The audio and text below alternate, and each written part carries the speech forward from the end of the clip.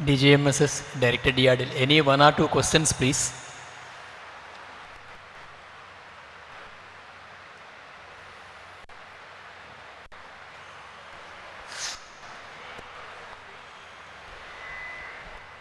గురువుగారికి నమస్కారాలు.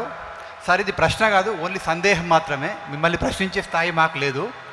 మీరు ఇందాక అన్నట్టుగా దుర్యోధనుడు మహా గొప్ప మేనేజర్ అన్నారు కదా, అంత గొప్ప మేనేజరు కురుక్షేత్ర సంగ్రామంని అంచనా వేయడంలో ఎందుకు విఫలమయ్యారంటారు? దానికంటే కొద్ది రోజుల ముందుగానే విరాట యుద్ధంలో చావు తప్పి కన్నులొట్టబోయి ఒక అర్జునుడితోటే మొత్తం కౌరవ సైన్యం అంతా ఓడిపోయినప్పుడు రాబోయే మహా సంగ్రామంలో దీనికంటే దారుణమైన పరిస్థితులు ఉంటాయని అంచనా వేయడంలో దుర్యోధనుడు ఎలా విఫలమయ్యాడు? మంచి ప్రశ్న, మంచి ప్రశ్న. ఇటువంటి ప్రశ్నలు మమ్మల్ని గ్రంథాలు మళ్ళీ మళ్ళీ చదివేలా చేస్తాయి. ఆయన ప్రశ్నకి సమాధానం నాకు భగవత్ సంకల్పం అంటే 2 రోజుల క్రితం కర్ణపర్వంలో దొరికింది సమాధానం. అంతవరకు నాకు ఉంది అనుమానం, కానీ బహుశా వీరు అడుగుతారని నేను కొలిచి అమ్మవారికి తెలుసుంటుంది. ఎవరే అబ్బాయి నువ్వు ముందు సిద్ధంగా ఉండరా అని కర్ణపర్వంలో నాకు జవాబు చెప్పింది. దుర్యోధనుడు మూర్ఖత్వంలో మునిగిపోయాడు. మూర్ఖుడంటే ఎవరండి? నిర్వచనం చెప్పండి. ఎవరైనా మూర్ఖుడు మనకి నచ్చని వాళ్ళల్లా మూర్ఖుడు అంటే కుదరదు. అక్కడ ఆయన అభిప్రాయం నీకు నచ్చకపోతే మూర్ఖుడు అనకూడదు. మూర్ఖుడు అంటే ఎవరు? మనకు మామూలుగా లోకంలో చెప్పేది ఏమిటంటే నేను అదే అనుకునేవాడిని, వాడికి తెలియదు, ఇంకోటి చెబితే వినడు, వాడు మూర్ఖుడు అనుకునేవాడిని. కానీ భారతం చదివాక దుర్యోధనుడి మాట విన్నాక అయ్యి బాబు మూర్ఖత్వానికి నిర్వచనం వాడే చెప్పాడు రా అనుకున్నాను. ఏమిటంటే కృష్ణరాయవారం జరుగుతూ ఉంటే కృపాచార్యులు లేచి అందరు అభిప్రాయాలు చెప్తారు కదా. ఆయన అన్నాడు, బాబు భీష్ముడు ఎంతో పరాక్రమవంతుడు, ద్రోణుడు పరాక్రమవంతుడు, నేను అశ్వత్థామ అందరం పరాక్రమవంతులమే, బాల్యకుడు సోమదత్తుడు, కానీ అందరూ పెద్దవాళ్ళమయ్యా, ఈ పెద్దవాళ్ళని ఈ వయస్సులో ఎందుకు బాధపడతావు, సంధి చేసుకో అన్నాడు. అంటే వీడు ఏమన్నాడో తెలుసా, ఇంతమంది ఉండగా నేనెందుకు సంధి చేసుకుంటా అన్నాడు. వాడు తీసుకున్న విధానం అది. సరే, మళ్ళీ అదే మాట కర్ణుడు కూడా చనిపోయాక 17వ రోజు రాత్రి కర్ణుడు కూడా, భీష్ముడు పడిపోయాడు, ద్రోణుడు చనిపోయాడు, కర్ణుడు చనిపోయాడు, కర్ణవధ కూడా అయిపోయాక రాత్రి దుర్యోధనుడితో కృపాచార్యుడు సేమ్ డైలాగ్ కొంచెం మార్చాడు. ఏమిటంటే అప్పుడు మేము ఇంతమంది ఉన్నాం కదా పెద్దవాళ్ళం, మేము క్షేమంగా ఉండాలి కదా, అంటే సంధి చేసుకుంటే మీరు ఇంతమంది ఉండగా నేను ఎందుకు చేసుకుంటా అన్నాడు కదా. ఇప్పుడు అందరూ పోయారు కదా సంధి చేసుకుంటే, అందరూ పోయాక ఇంకెందుకు సంధి అన్నాడు. ఇది మూర్ఖత్వం. ఈ మూర్ఖత్వం అంటే అసూయ. దుర్యోధన జన్మకి మూల కారణం అసూయ. ఇంకా అది ఎక్కడుందంటే గాంధారి కడుపులో వీడు పెరుగుతూ ఉండగా కుంతి తనకంటే ముందు ధర్మరాజుని కంది అన్న అసూయతో కడుపు మీద మోదుకుంది ఆవిడ. ఆ కడుపు మీద మోదుకుని అసూయ భావంతో చేసింది కదా, ఆ అసూయ వీడికి వచ్చేసింది. వీడు ఓర్వలేడు. అందుకని ఆ చిన్నప్పటి నుంచి అదే రకంగా పెరగడం వల్ల నేనే ఉండాలి, పోతే నాతో అందరూ పోవాలి. అటువంటి పెద్ద మనుషులు ఇప్పుడు కూడా చూస్తున్నాం, పేరు చెప్తే బాగుండదు, కానీ నా మీదే అందరూ ఆధారపడాలి, నేను లేకపోతే అందరూ పోవాలి, అంతే. ఆ స్వార్థం అసూయ అనేవి అంచనా వేసేదాన్ని కూడా కమ్మేస్తాయి, పొరగమ్మినట్టు కమ్మేస్తాయి. మూర్ఖత్వం ఎలా ఉంటుంది అంటే నా మాట అందరూ వినాల్సిందే, నా కోసం అందరూ పోవాల్సిందే, అంతే. ఆ మూర్ఖత్వం కారణంగా వాడు అప్పుడు సంధి చేసుకోలేదు, ఇప్పుడు సంధి చేసుకోలే, అంచనా వెయ్యలేకపోయాడు ఖచ్చితంగా. ఎప్పుడో శల్యపర్వం వచ్చాక అప్పుడు కూడా వాడు ఒప్పుకోడండి విచిత్రంగా. వీళ్ళందరూ చెబుతూ ఉంటే మిగిలిన వాళ్ళు సరే ఇప్పుడు అయిపోయింది, ఇప్పుడు ఏం చేయమంటావు అంటే అవచేసింది నువ్వే కదా, మొత్తం నాశనానికి కారణం నువ్వు, అంత అయిపోయింది కదా అంటే నువ్వు అవ్వకుండానే చర్య తీసుకుంటే ఎంత బాగుండేది. దీనికి కారణం ఏమిటంటే ఆ మూర్ఖత్వంలో పెరిగాడు, మూర్ఖత్వంలోనే ఉన్నాడు, అసూయతో ఉన్నాడు. ఆ కారణంగా అంచనా వెయ్యలేకపోయాడు. మనం అందుకే ఆ మూర్ఖత్వంలోకి వెళ్ళకూడదు, ఎప్పటికప్పుడు మనస్సును పరిశీలించుకుని బయటికి లాక్కొస్తూ ఉండాలి దాన్ని, అప్పుడు అంచనా సరిగ్గా వేస్తాం. తర్వాత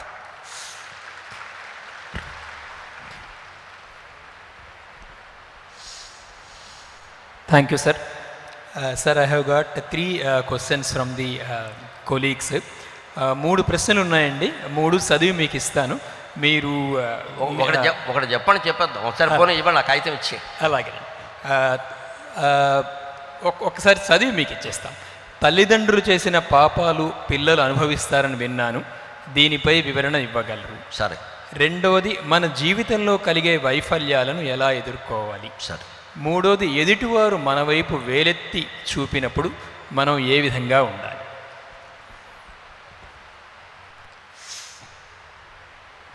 ఒకటి, తల్లిదండ్రులు చేసిన పాపాలు పిల్లలు అనుభవిస్తారని విన్నాను, దీని మీద వివరణ అంటున్నారు. ఇది మరి ఎక్కడ విన్నారో కానీ ఏ ధర్మశాస్త్రంలోనూ ఇది లేదు, మీరు కంగారు పడాల్సిన పని లేదు. తల్లిదండ్రులు చేసిన పాపాలు పిల్లలు అనుభవించరు, పిల్లలు చేసిన పాపాలే తల్లిదండ్రులు అనుభవిస్తారు వాస్తవంగా చెప్పాలంటే. అది కూడా ఒక వయస్సు. ధర్మశాస్త్రం చాలా స్పష్టంగా ఉంటుంది. 10 ఏళ్ల లోపు పిల్లలు చేసిన పాపాలు పుణ్యాలకు కూడా తల్లిదండ్రులదే బాధ్యత, పుణ్యాలు కూడా. ఎందుకంటే పెంపకం వాళ్ళకి తెలియదు. 10 నుంచి 20 ఏళ్ల వరకు సగం బాధ్యత వీళ్ళది, సగం బాధ్యత వాళ్ళది, మంచికి చెడ్డకి కూడా. 20 ఏళ్ల తర్వాత పూర్తిగా పిల్లలదే బాధ్యత, తల్లిదండ్రులు అనుభవించాల్సిన పని లేదు. ఇక తల్లిదండ్రులు చేసిన పాపాలు పిల్లలు అనుభవించడం అనేది అసంబద్ధమైన విషయం. ఎందుకంటే ఎప్పుడైనా పాపపుణ్యాలు అనుభవించే విషయంలో స్వతంత్రత ఉందా లేదా అనేది ముఖ్యం. అక్కడ తల్లిదండ్రుల పాపాలు అరికట్టే విధంగా పిల్లలు ఎలా చేస్తారు, ఎలా అదుపులో పెడతారు? పిల్లాడు ఫోన్ చూస్తూ ఉంటే చూడొద్దురా నువ్వేం చేస్తున్నావని తల్లి చూడొచ్చు, మందలించవచ్చు. తల్లే ఫోన్ చూస్తుంటే పిల్లలు మందలించగలరా? సాధ్యం కాదు కదా. అంచేత తల్లిదండ్రుల పాపాలకి పిల్లలు బాధ్యత వహించవలసిన అవసరం లేదు. కానీ ఎప్పుడు బాధ్యత వహించాలి, వారికి ఆ పాపం వస్తుంది అంటే మనుషులు ఎదుగుతున్నారు. ఈవేళ 10 ఏళ్ల పిల్లలకు కూడా చాలా విషయాలు తెలుస్తున్నాయి. తండ్రి లంచగొండి అని తెలిసింది. ఖచ్చితంగా పిల్లాడు తండ్రి దగ్గరికి వెళ్ళి కాస్త వాడు కొట్టే సమయం కాకుండా, తిట్టే సమయం కాకుండా కాస్త ప్రశాంతంగా ఉన్న సమయం చూసుకుని, నాన్నగారు మా స్కూల్లో ఎవడో అడిగాడు మీరు లంచాలు తీసుకుంటున్నారట, అలా పెంచాడరా మీ బాబు మిమ్మల్ని అన్నాడు, ఇంత పాపం అవసరమా, ఏమనుకోకండి అని అంటే తండ్రి గోమ్మి కొట్టినట్టుంటుంది. వాళ్ళు లంచం తీసుకోవడం మానేస్తాడు. ఖచ్చితంగా అడగచ్చు, తప్పేమీ లేదు. అడగడానికి హక్కు లేదని ఏ ధర్మశాస్త్రం చెప్పాలా? అలా తెలిసి కూడా 25 ఏళ్ళు వచ్చినా 30 ఏళ్ళు వచ్చినా అడగకుండా వాళ్ళ తల్లిదండ్రులను వాళ్ళని సమర్థించుకుంటూ, పైగా వాళ్ళు సంపాదించిన పాపపు సొమ్ము వీళ్ళు పంచుకుంటే ఖచ్చితంగా తల్లిదండ్రుల పాపాలు పిల్లలకు వస్తాయి, అనుమానం లేదు. నువ్వు ఆ పాపపు సొమ్ము తిన్నావా లేదా? నువ్వెందుకు చెప్పాలా? 10 ఏళ్ళప్పుడు చెప్పకపోతే తప్పు లేదు, 15 ఏళ్ళప్పుడు చెప్పకపోతే తప్పు లేదు. నీకు పెళ్ళయ్యాక కూడా తల్లిదండ్రుల పాపాలు తెలియట్లేదా? 20 ఏళ్ళైనా తెలియట్లేదా? చెప్తే ఉపయోగం లేదు. ఆస్తి వదిలేయి, ఈ పాపపు సొమ్ము నాకు అక్కర్లేదని వదిలేయాలి కదా, వదలండి. అందుకే ఇవాళ తల్లిదండ్రులు చాలామంది 100 కోట్లు సంపాదించి పిల్లలు ఎవరిన నీకోసమే కదరా అంటే నీకోసమైతే తప్పు చేయొచ్చా? అది క్లారిటీ అంటే. తల్లిదండ్రుల పాపాలు పిల్లలకేమీ రావు. కానీ ఎదిగినా కూడా, విషయం తెలిసినా కూడా చెప్పకపోతే ఆస్తి తీసుకుని అనుభవిస్తే ఆ పరిణామాలు మనం అనుభవించక తప్పదు. అది సమాధానం. ఇంకొకటి, మన జీవితంలో కలిగే వైఫల్యాలను ఎలా ఎదుర్కోవాలి? ఈ ప్రశ్నకి జోడించి రావాల్సిన ప్రశ్న ఏమిటంటే సాఫల్యాలను ఎలా ఎదుర్కోవాలి? That is also a point. మనం విజయం సాధించగానే ఎలా ఎదుర్కోవాలని ఎవరో అడగరే. విజయం మనకి బాగా ఇష్టం, వైఫల్యం బాగా నష్టం. ఈ ఇష్టాలు రెండూ వదులుకుని విజయం వైఫల్యంతో సంబంధం లేకుండా నా పని నేను చేస్తాను అంటే వైఫల్యాన్ని కూడా ఎదుర్కోవచ్చు, అభ్యంతరమేం లేదు. అసలు వైఫల్యాన్ని ఎదుర్కొందుకు ఎందుకు ఇబ్బంది పడుతున్నామంటే అది ఎందుకు సఫలం అవ్వలేదు, ఎందుకు అవ్వాలి? భగవంతుడు కృష్ణుడు చేసిన పనులు 3 విఫలమైనాయి. 3, 1 కాదు. రాయబార సభలోకి వెళ్ళి దుర్యోధనుడి దగ్గర జెండాపై కపిరాజు సంతోషంబున సంధిశీయుదురే అలుకుటయేరుంగని అని మొత్తం 6.5 శృతులు హార్మోనియనిస్ట్ పెట్టి 16 పద్యాలు పాడాడు. ఆ రాయబారం విఫలమైంది, ఆయన ఆత్మహత్య చేసుకోవాలి. ఆ తర్వాత కర్ణుడి దగ్గరికి వెళ్ళాడు. ఒరే ఏమో అనుకోకవయ్యా, నువ్వు కూడా నాకు బావగారు అయ్యా, కుంతీదేవికి పెద్ద కొడుకువి, సూర్యవరప్రసాదం వల్ల పుట్టావు, నీదే రాజ్యం అయ్యా, నీకు రాజ్యం ఇప్పిస్తా. ఆ అర్జునుడు నీ గుర్రాలు తోలుతాడు, అభిమన్యుడు నీ ఒళ్ళో కూర్చుంటాడు, భీముడు నీకు విసినకర్ర పెట్టి విసురుతాడు, ఇన్ని చేస్తాడు అని చెబితే కర్ణుడు ఏమనుకోక పరమాత్మ నాకు అన్నీ తెలుసు కానీ నేను రానన్నాడు. అది విఫలమైంది. భగవంతుడు చేసిన ప్రయత్నాలు సైతం విఫలమయ్యాయి కదా.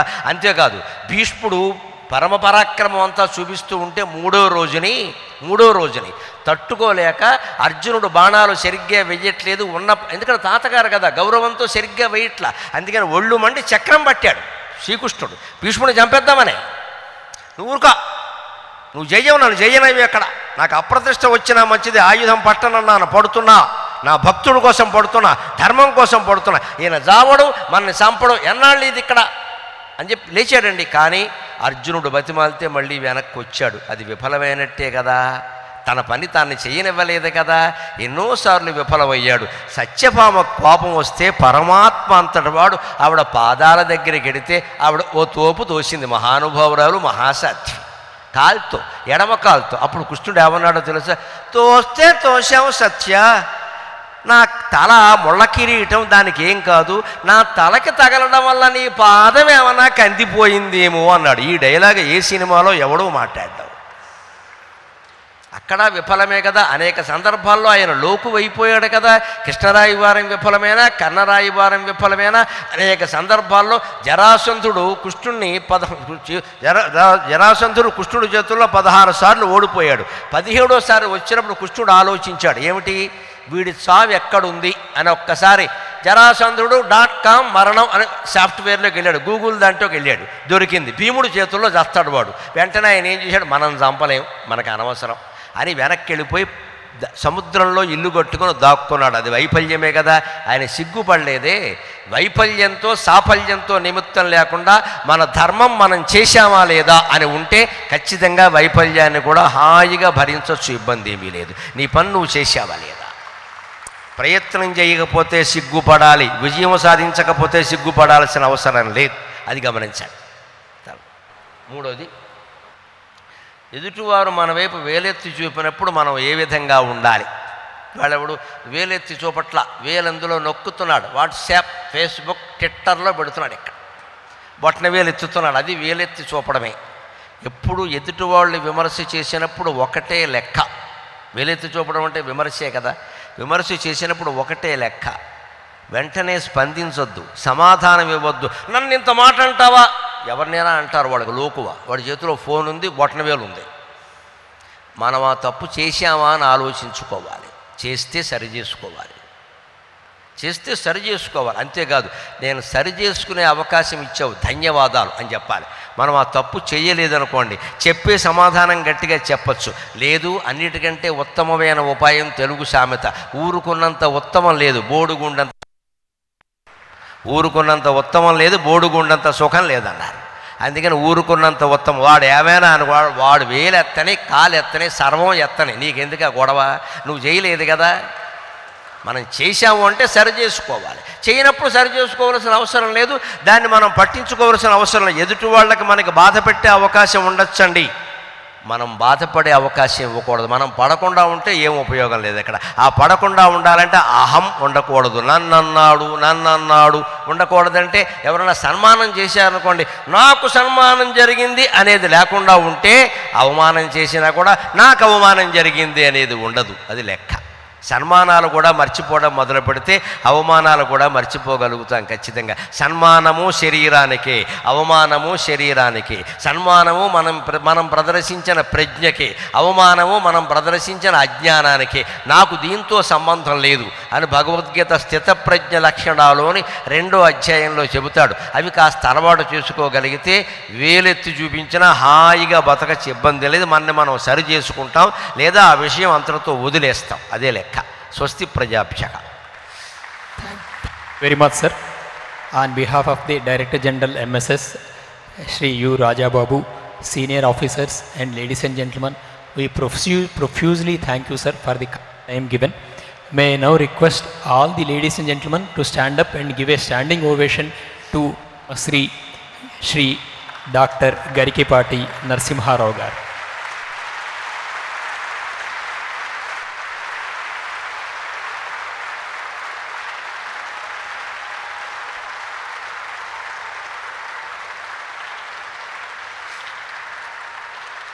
Thank you everyone.